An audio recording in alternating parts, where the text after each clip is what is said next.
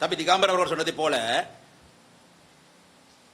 சம்பள அதிகரிப்பு விஷயத்தை இப்பொழுது அரசாங்கம் அல்ல பெருந்தொழில் நிறுவனங்கள் கையாள தொடங்கிவிட்டார்கள். இதைத்தான் ஆரம்பத்தில் நான் எடுத்து கூறினோம்.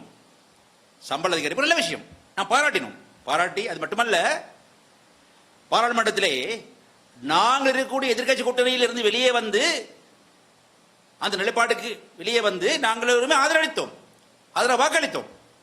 நல்ல விஷயம் தானே, வாக்களிக்க வேண்டும் தானே. அரசாங்கத்தை பொறுத்தவரை நாங்கள் எப்பொழுதுமே நல்ல விஷயமா ஆதரிப்போம், தப்ப சுட்டி காட்டுவோம், அவ்வளவுதானே.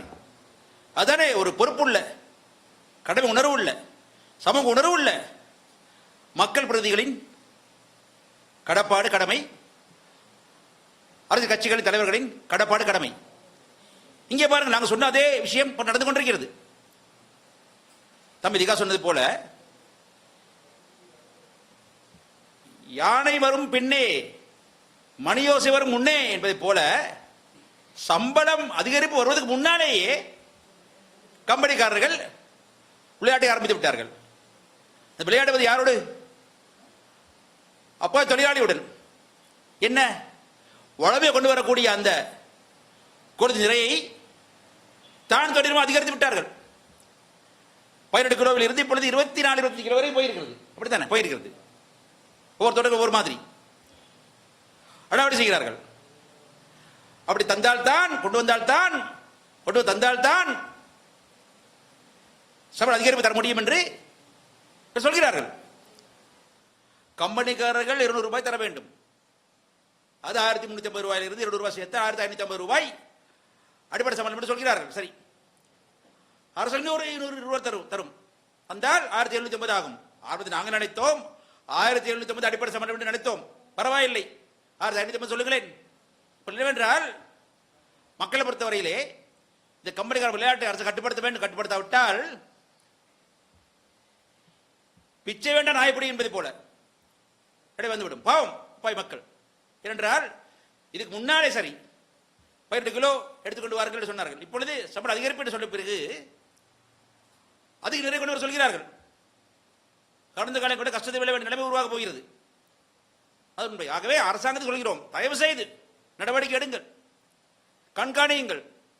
வெறுமனே பாராளுமன்றத்திலும் மேடைகளிலும் கூடங்களில் வந்து பேசிய காலத்தில் கழிக்க கூடாது. நடைமுறை பார்க்க வேண்டும். நடைமுறை பிரச்சனை எங்களுக்கு தெரியும், அதனால சொல்கிறோம். நாங்கள் புரிந்து கொள்ள வேண்டும், வேறு காரணம் கிடையாது.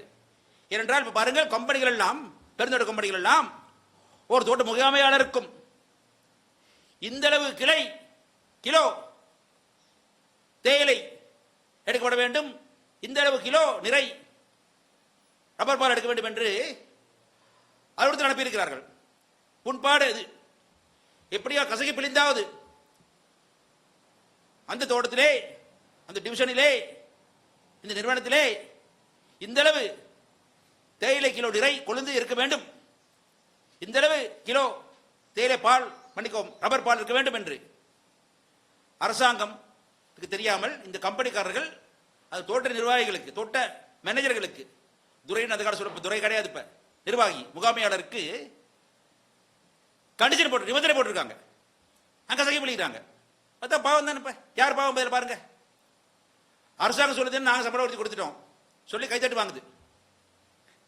கைத்தட்டு மட்டுமல்ல, எங்கட ஓட்டையை வாங்கிட்டாங்க எதிர்கட்சி. பிரச்சனை இல்லை, மக்கள் தானே, பிரச்சனை கிடையாது. ஆனால் அந்த வாக்குறுதி நியாயமா இருக்க வேண்டும், சரியா இருக்க வேண்டும், தரப்படவில்லை. இப்ப பாருங்கள், திகாம்பரம் அவர்கள் சொன்னதை போல எங்களது நுவரெலியா மாவட்ட அமைப்பாளர் தம்பி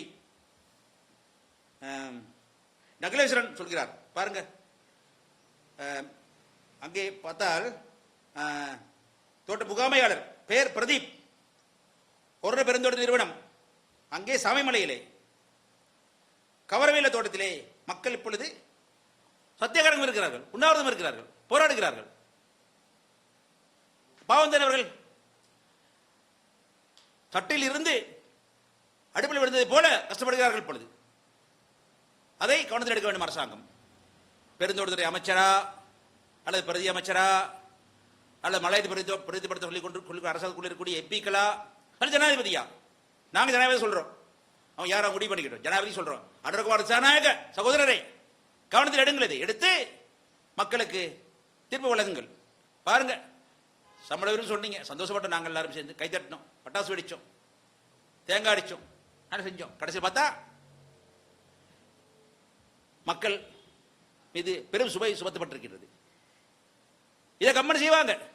கம்பெனிக்காரர்கள் கெட்டிக்காரர்கள், பலே கில்லாடிகள் அவங்க. எங்களுக்கு தெரியும், உங்களுக்கு தெரியல. அதுதான் காரணம். தயவு செய்து இப்போ சொல்றோம், நாங்க அரசாங்கம் நல்ல எண்ணத்தில் கொண்டு வந்திருந்தாலும் கூட அதை சரியான முறையிலே சம்பள உயர்வை பெற்று 400 ரூபாய் பெற்று மக்களுக்கு வழங்க வேண்டும்.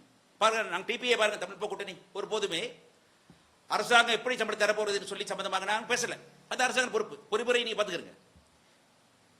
கம்பெனி மூலம் கொடுக்க போறீங்களா, நேரடியா வங்கி கணக்கு ஆரம்பிச்சு டிரான்ஸ்ஃபர் பண்ண போறீங்களா, அதெல்லாம் அரசாங்க பொறுப்பு. நாங்கள் தடை போடல. எல்லாம் ஏதாவது சொல்ல போய் மனோகாணேஸ்வரன் திகாம்பரம் வந்து அமர்ந்து இந்த சம்பள உயர்வுக்கு எதிராக பேசுகிறார்கள் சொல்லக்கூடாது. அப்படியே இல்லை, சம்பளம் வேணும், இன்னும் கொடுத்தா வாங்கிக்கிறோம், நல்ல விஷயம், பாராட்டுகிறோம். ஆனால் அதை சிறப்பாக, செழுமையாக, சரியாக, முறையாக செய்யுமாறு நாங்கள் அன்புடன் அரசாங்கத்தை வேண்டுகிறோம்.